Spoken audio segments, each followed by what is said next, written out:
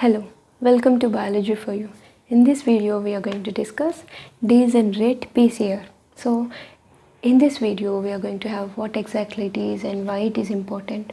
So, coming to the first point, what is degenerate PCR is? So, as name indicates, it's a type of PCR. That means basically here PCR meant for the polymerase chain reaction, and you need to learn what is PCR before you understand this degenerate PCR. So here PCR is the polymerase chain reaction. That means it's an artificial amplification of the DNA. And if you want to specifically target a portion to be amplified, then we go for this PCR. So it is very regular process in many molecular biological and genetic engineering experiment. So in order to study a gene, in order to study a non-coding portion of the DNA, in order to isolate, in order to identify different portions of the DNA, generally we perform PCR. It is also used to identify different species, and it is also important in the clinical diagnostics. So there are many more applications for the PCR process, and here we are going to discuss what is degenerate PCR. It's a type of PCR. There are many types of PCRs we generally perform based on the outcome we want. So generally this degenerate PCR, here we intentionally, here in this experiment, we intentionally lower down the specificity of the PCR reaction. So if we want to identify different types of reactions using a set of primers, so we need to use a different primers, so that these special primers can really identify different types of sequences.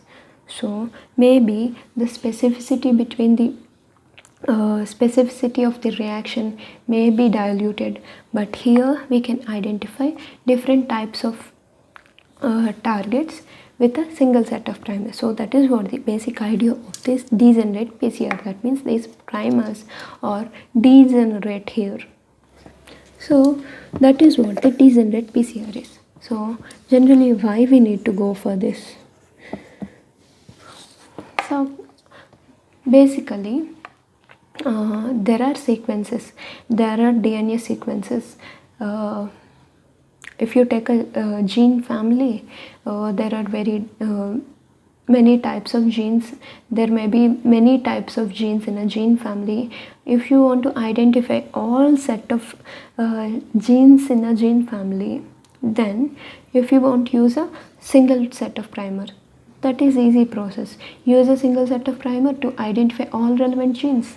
Okay, instead of designing every primer for every type of sequence, every type of gene, relevant gene, relative gene. So instead of designing many kinds of primers, instead of performing many experiments, isolate all such genes, it is useful to isolate all similar or relative DNAs, relative genes with a single set of primer. So that is what the degenerate PCR is. Here we generally don't bother much about the specificity of the reaction, but still we generally here use the degenerate primer to identify diversified sequences. Even if you have the amino acid sequence, that is the another case. If you are working with the relative sequence, relative sequences, so in order to identify different relative sequences which may differ with one or two nucleotides at certain positions, generally we will be using these degenerate primers to target all such sequences, relative sequences, with a single set of primer. And the other other place where we use this degenerate PCR is if you have a amino acid sequence, but the idea of the relative gene or responsible gene for this protein is not is unknown, then we generally design primers based on the amino acid sequence. As we all know, the genetic code, which is degenerate. So different types of primers will be obtained. So while you are designing a primer from the amino acid sequence, there is a possibility of multiple types of primers. That means at one or more nucleotide positions, a single type of nucleotide will not be ensured. So based on the amino acid, we generally have any kind of nucleotide. That means here using these primers, when generally a single set of primers cannot be applied. So here from the amino acids, when we want to design a primer, we generally have degenerate primer. So degenerate primers are the primers which are having degenerate nucleotides here and there. That means what exactly is the degenerate primers are? So here degenerate primers are basically a set of primers. These are not a single type of primers. So these are mixture of primers. So these oligonucleotide primers, which are mixture of primers, are having different types of sequences in them. So one primer may have one nucleotide at that position, one particular position, and the other primer may have other type of nucleotide at that certain position, and next nucleotide primer may have some other kind of nucleotide at the particular position, so that these set of primers, the mixture of primers, can trigger the sequence which are having any type of nucleotide at the certain position. So the complementary DNA sequence, the target DNA, may have any kind of nucleotide. So that kind of nucleotide may be triggered by, may be complementary to the at least one of such primer in the mixture of or set of primers.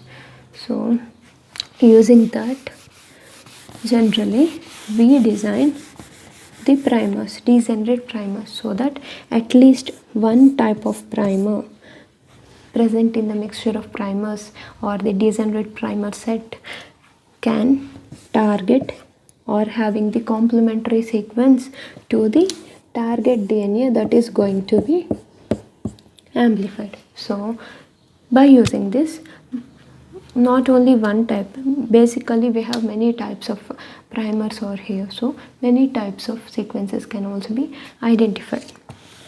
So using this kind of degenerate or mixture of primers, we can identify diversified sequences, maybe DNA sequences of relative genes, or maybe DNA sequences of the which are responsible for particular proteins, or maybe DNA sequence of the relative organism. So if you have a sequence knowledge of the particular gene in a specific organism, but you want to identify the similar gene in the other organism, then you can design primer of the sequences that are known to target the unknown sequence. So there also we generally use this degenerate PCR. That is the importance of degenerate PCR. So here So we understand what is degenerate PCR and what are degenerate primers. So generally these degenerate primers are having, these are the mixture of primers. There are many primers in the single primer mixture which may differ at one or more nucleotides. So one type of primer may have one nucleotide, the other type of primer may have other type of nucleotide. So how many types of primers will be there in the set of or mixture of the primer, degenerate primer? How do we know that? Based on the degenerate value.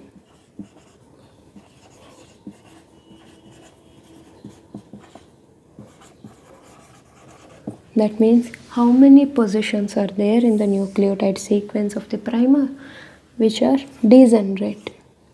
Okay, generally if we have a conserved sequence, that is we have a relative sequences 2 or 3. Okay, 3 relative sequences we have that need to be identified. That means 3 types of genes, relative genes, that are going to be identified with this degenerate primers. Then what we do?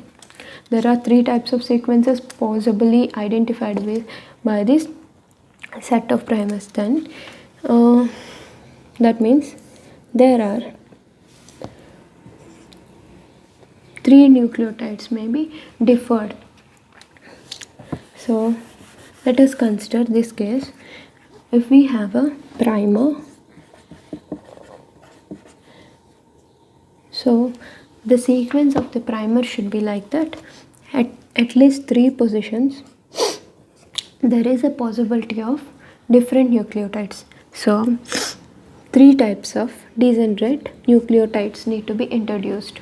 So the rest of the sequence will be normal and conserved, but here this at this nucleotide position the sequence is not conserved. We need to go for different types. So here if we are using G or T, okay, G or C or maybe A, so these 2 nucleotides are possibly present in the sequence. So if you want to design primer with these types of these 2 nucleotides, and here the possibility of nucleotides might be more than 2. That means G could be present, A could be present, or T could also be present. And here at the third position, degenerate position, if we have only 2 types, C or T. So let us consider this case. So we want to design a primer with rest all nucleotide positions are conserved, but at certain 3 positions we need a degeneracy. That means for a primer set we need G or here, and for the other primer set we need to have A or here at this certain nucleotide position in the primer. Likewise here at certain other position there are 3 possibilities, 3 types of nucleotides possibly present in the target sequence. Any one type of the sequence may be present. So we need to make sure that whatever nucleotide is present, that need to be triggered by the primer. So all 3 types of nucleotides need to be triggered. So 3 types of nucleotides we are going to use for this degenerate position. And here there are only 2 possibilities. So here what will happen?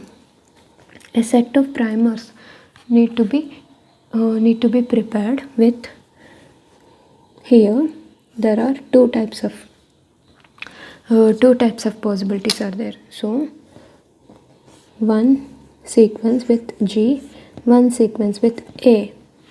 2 types of primers are already prepared, but until here the sequence is conserved, but here there is 3 possibilities. So for each 2 types of primers, again there are 3 possibilities. That means 3 types of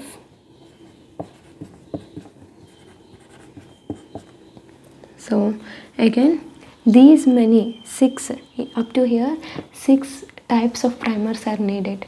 Okay, and again we can see the conserved sequence, and again we have 2 types.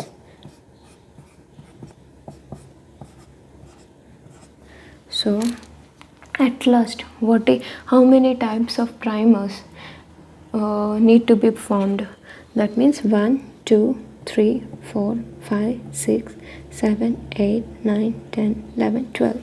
So we need 12 types of primers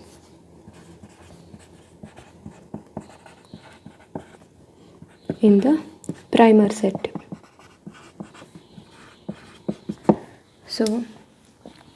So that is the simple formula. The number of types of nucleotides or the degenerate value will be multiplied.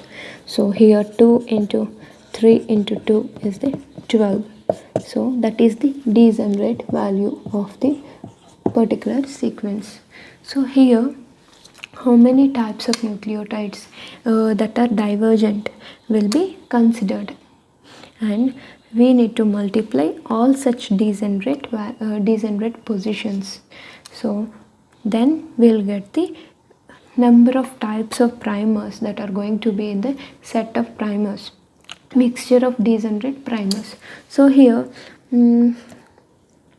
all these 12 types of primers will have the conserved sequences between them, and one of the degenerate nucleotide, maybe GGC will be present in the first set, GAGC.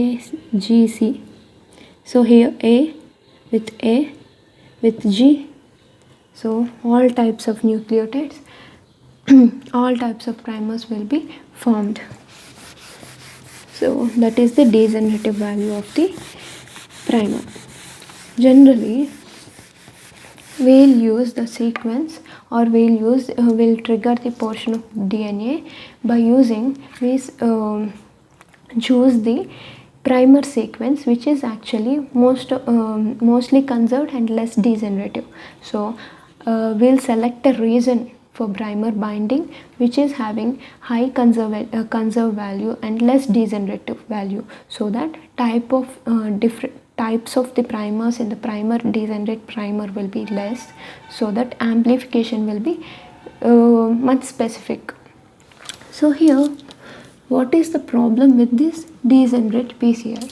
So when we are triggering for this degenerate PCR, we have different mixture of degenerate primers which are having different sequences. That means at least 1 or 2 nucleotide positions, the sequences are differ with one with the other in the same set of primers. So what will happen? Because of this degeneracy, there is a chance of going and binding with a non-specific DNA sequences. So if they find similar sequences which are not actually targeted for the amplification, that will also be amplified. So due to this less specificity, there is a chance of non-specific amplification. So generally how do we sort out that problem? So once after the amplification is carried, so once after PCR experiment is carried, the DNA amplicon is in our hands. So we generally sort based on the bioinformatic tools. So we'll employ this bioinformatics over here to select the DNA which is actually targeted for the, so there is in the amplicon from the PCR reaction, there is a chance of non-specific or the target DNA amplification and also non-specific amplification. So product from the non-specific amplification need to be taken out, and the specific DNA amplification which resulted a target DNA product that need to be selected. So for that generally we use bioinformatics tools, and also we can also employ